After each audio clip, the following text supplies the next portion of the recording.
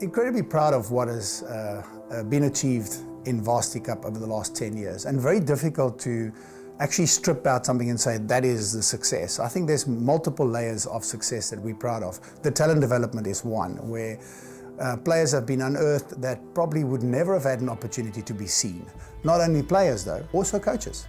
If you look at the coaches that are coaching today in modern rugby, a lot of them have come and cut their teeth in varsity rugby. I think the biggest celebration of 2017 has almost come and gone without being noticed, which was that we were able to come back into the campuses and have a fantastic tournament.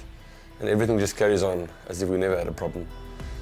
We know 2016 wasn't ideal, and how we dealt with it would have had a major impact on the future. But yes, it was good, making 10 years, and it's significantly bigger than what it was in the beginning, not only in numbers, but also in the impact, and I think the pureness, the fact that it's just much more of a student competition than what it initially was. Another part of the success has been the buy-in from the Vice-Chancellors in sport in general, and rugby in particular. If it wasn't for the Vice-Chancellors and their support, and the sponsors of course, then we would not have been able to put Varsity Cup together, and we would not have been able to grow it to the level it is now. So the Varsity Cup tournament has always been a feeder tournament for South African rugby. You know, all the guys that play in our competition go on to play for the Currie Cup teams, for Super Rugby, and even the Springboks.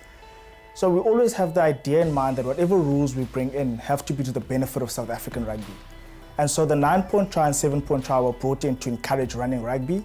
And after a season of trialing the 9-point try, we realized it wasn't working as intended. So what we did is we sat around the table with all our coaches and management, and we came to the conclusion that, listen, we can still keep the same rule, however tweak it a bit. So we only kept the 7-point try and the 5-point try, and it's worked tremendously. You know, the results speak for themselves. You see far more running rugby.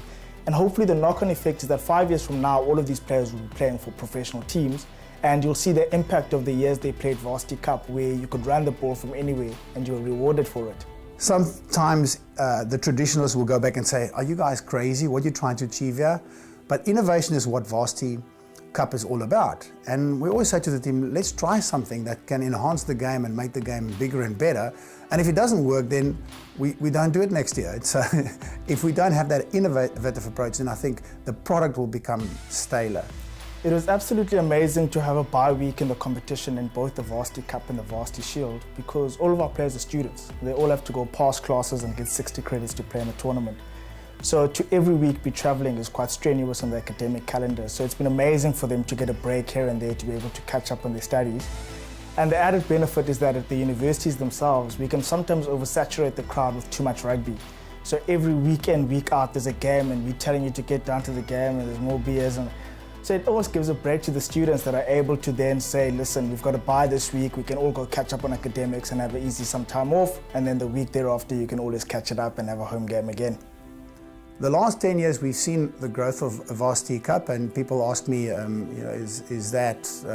you so proud of what it's achieved? I think there's more. I think there's a lot more that'll come from Varsity Cup in the next number of years. Getting those communities involved more and more, getting the person that lives close to the stadium just to go and walk and go and watch varsity rugby, making sure that the House is Full signs are up almost every time. We see this in America. When the universities there play, the House is Full sign is up every game, and we want that for our Varsity Cup and Varsity Shield. But the mix is very important, because now we've got predominant students watching, and we've got some alumni coming in and local supporters. Success would be if that's sort of 50-50, where you've got 50% that it's students and the other 50% is the local community and alumni that's coming to watch some of the best rugby being played in the country. From humble beginnings, the Varsity Cup grew from strength to strength, becoming increasingly popular throughout South Africa, and 2017 delivered the 10th season of the iconic tournament. Packed houses, excited fans, and electrifying tries were the order of the day, as the Varsity Cup continued to thrill. Like in round 1, as Shimlas defeated Wits 26-21 in a nail-biter in Johannesburg. Staying in the big smoke, defending champions Picker beat UJ 16-12 at the UJ Stadium in Johannesburg, their only try coming via Jimmy Mpalane. Mpalane's rounded his man. One wonderful try by Tucker. Round 2 saw UCT Aiki Tigers host CUT in the mother city. The Tigers were still searching for their first win of the tournament, having lost to NMMU in round 1. The match was a seesaw affair with both sides taking their chances. Adonis again is into the gap. It's a wonderful run from Adonis. And a second try for the CUT fullback. But UCT landed the killer blow at the death. Pesmapu, it's a wonderful step from him. Got to hang on to the ball and does. And UCT are going to grab this in incredible style. Over at the Fani Ndetwe Stadium in Potchefstroom, two unbeaten sides faced off as NWU Picker host NMU Madibas. The home side was simply far too good for their opponents from Port Elizabeth as they crossed the chalk 4 times on the way to an emphatic 37-7 victory with Jean-André Rudolph scoring twice. Kevin gives the ball over. Is this the pace? It's the step inside. They're looking for the bonus point now. Picker. Who else is it? It is the captain.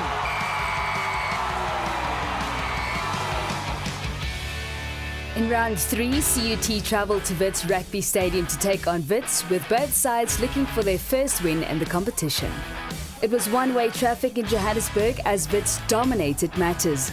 They cruised to a comfortable 43-3 win, scoring 5 tries in the process to comfortably secure their first win of the season and to get their campaign back on track. In a replay of the 2016 final, Marties hosted Picker at the Donny Craven Stadium in Stellenbosch.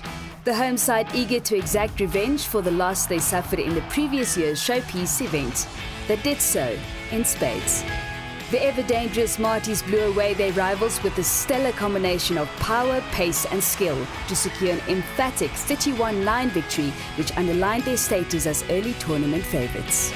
Marties, however, lost their opening match to Tuks, who were in action in round 4 against neighbours UJ in Johannesburg.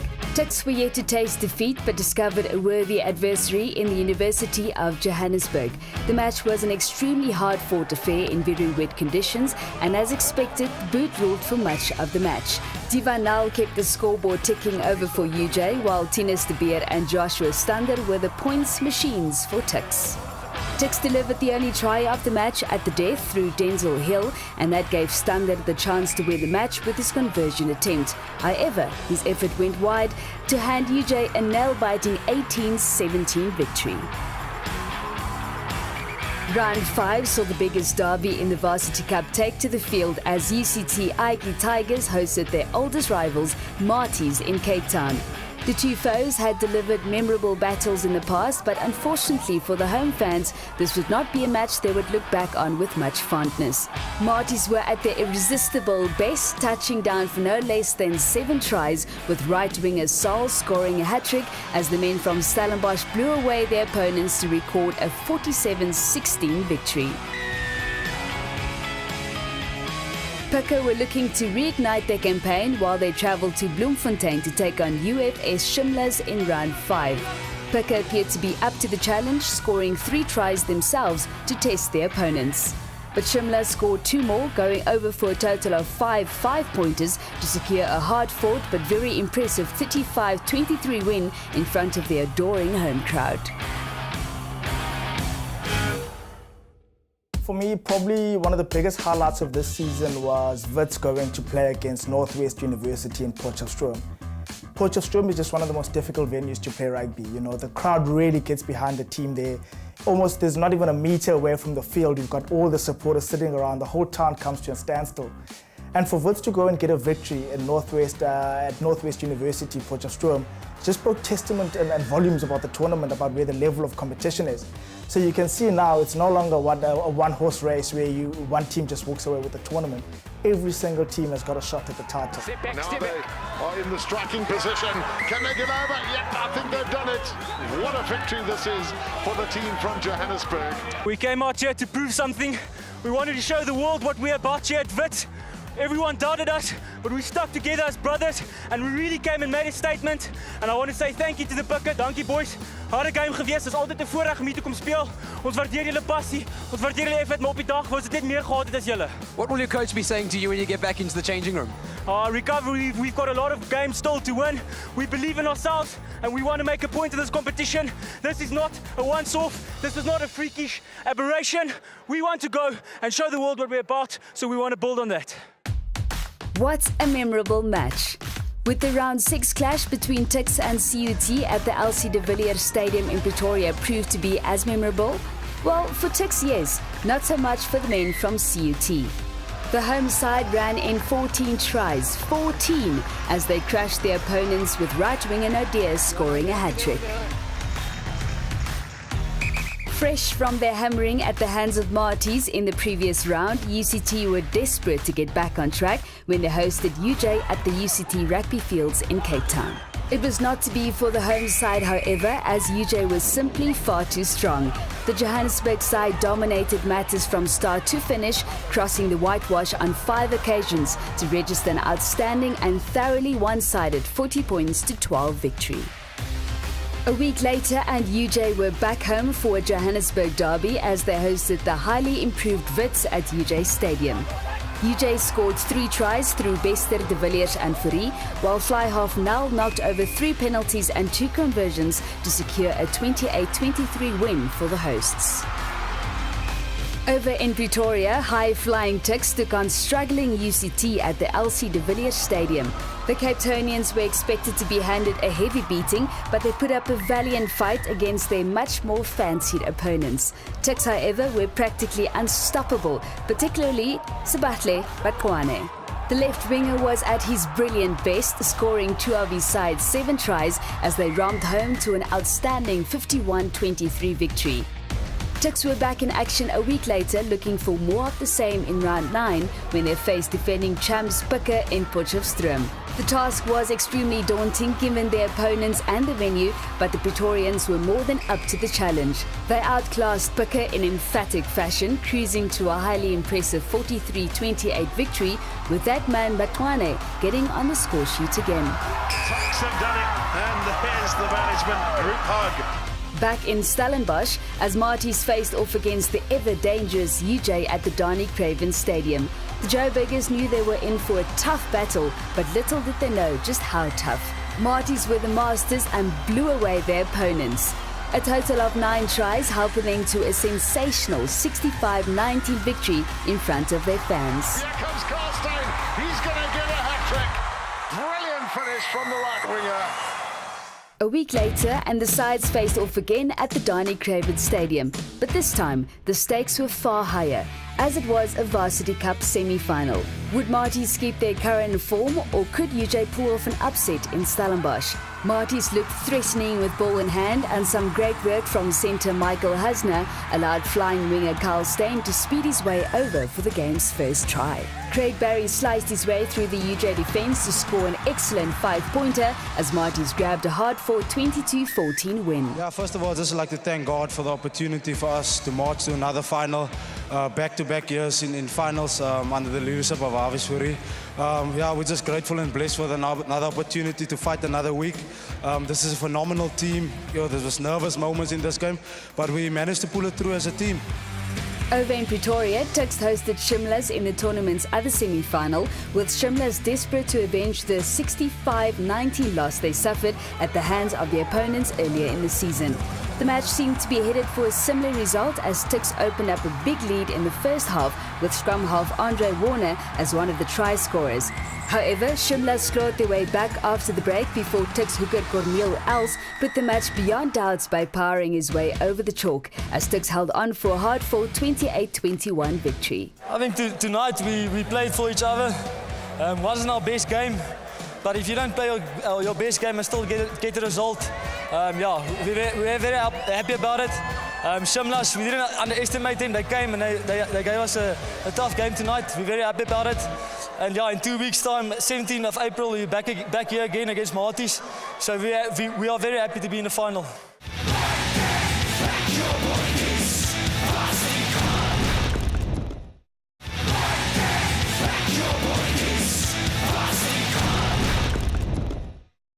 other things they say, they call football the beautiful game. And I think for me, I always say rugby is the game of love. You know, rugby is a game where every single person is accepted.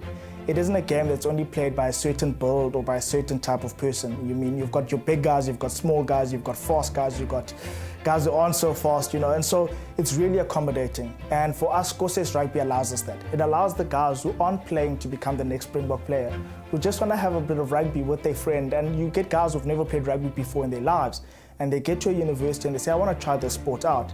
And they need a platform where they can play social rugby. And probably for me, I've had way too many beers in the pubs, and it's because of Kose's rugby. It allows you to have far more fun with people around you. It allows you to socialize and to enjoy.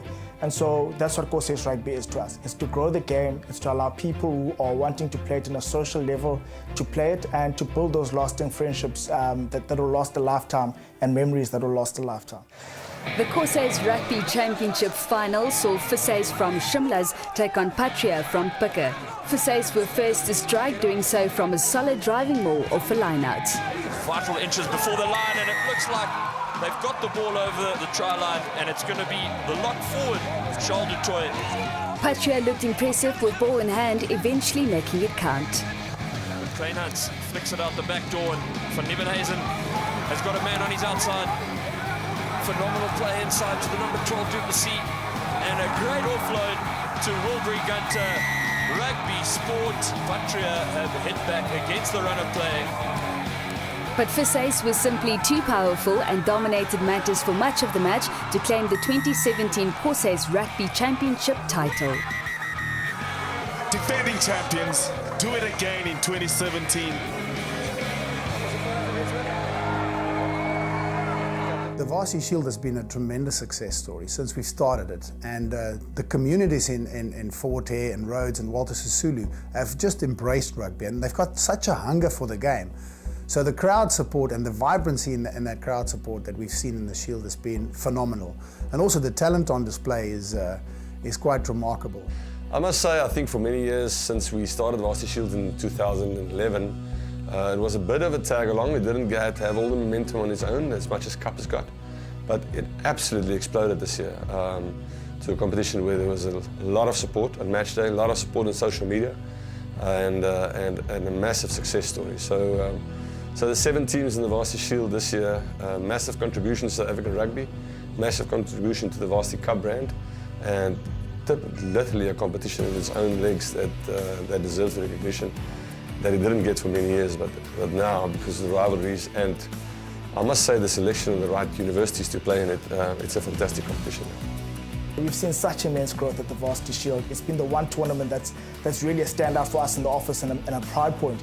Fort Hare and UWC were 2 of the original teams that played in the Varsity Shield, and to have them playing in the first ever final of the extended competition of the Shield, I think, was just testament to the universities and all the groundwork they've put in, and all the players that have been there and stuck to the systems and the coaches, and now are finally getting rewarded playing in the biggest final that we've ever had in the Varsity Shield. So the growth of the tournament and the growth of these underdog university is definitely given a new spin to the competition and added to the excitement of who can win it and who can walk away with it. The Varsity Shield competition has grown tremendously in a sense where the game has become more competitive, where you just don't get on the field and you win, and also it gives an opportunity for us as a smaller university to compete as well to get to the Varsity Cup, and I honestly believe in the 2-year rule, or where we can qualify to play for the Cup, where we use the first year to develop a team and the second year to gain more experience to qualify and play in the Varsity Cup. So it has grown tremendously, especially with the support we got from our spectators, and also from the board of directors at the university itself. So to the UWC sports grounds in Bellville as UWC faced off against UFH. UWC didn't waste time getting on the board. First try, first minute, UWC, register. Star scrum half Herschel Yankees then added a second for the home side, who quickly took control of proceedings. Manuel looks on the inside, who is there? It's Herschel Yankees. The 9 was soon on the board again. Yankees shows and goes. Thank you for coming. They open up, like Moses did the seas. He walks through that Forte Blues defense. UWC extended their lead after the restart. They were far from finished. The forwards are rambling in the front. They're going forward. Are they over the line? And yes, they are. And this is Curtly Aronson, top try scorer. Aronson finds Manuel. It's the wins internal. Manuel scores the try. And that all but wrapped things up as UWC cruised to a memorable 45-2 victory to capture the Varsity Shield title. What a win, what a performance.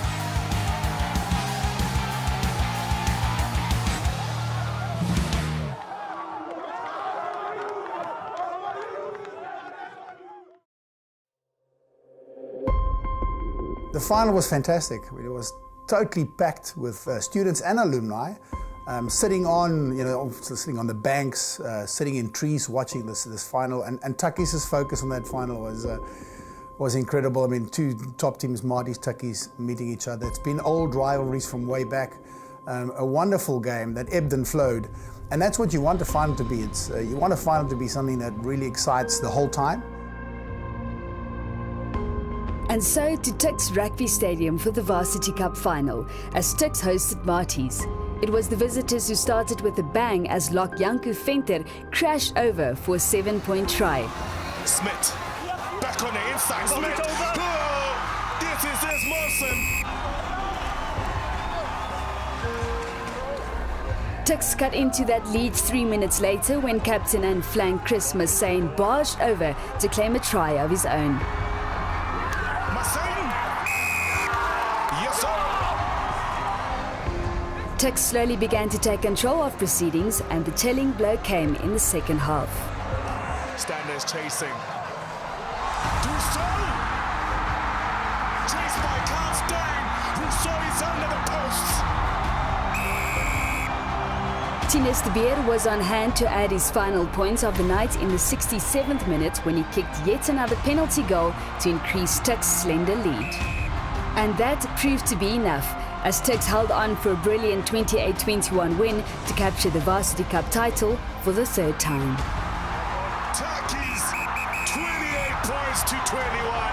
Look what it means to the crowd.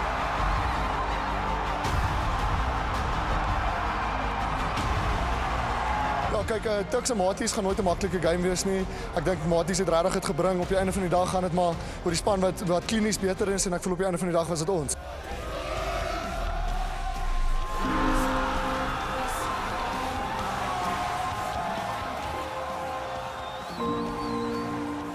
It was a massive disappointment to get to the final and then to just lose it in those final minutes, to feel like you could have maybe done something more, done something. In retrospect, it wasn't our day, and that's how it is in rugby. You win some, you do lose some, but we feel, I think especially the Maltese culture, we never really feel like we lose. We either win or we learn, and that's definitely what happened on that day. We learned a lot, and we're going to definitely take it into the season coming up.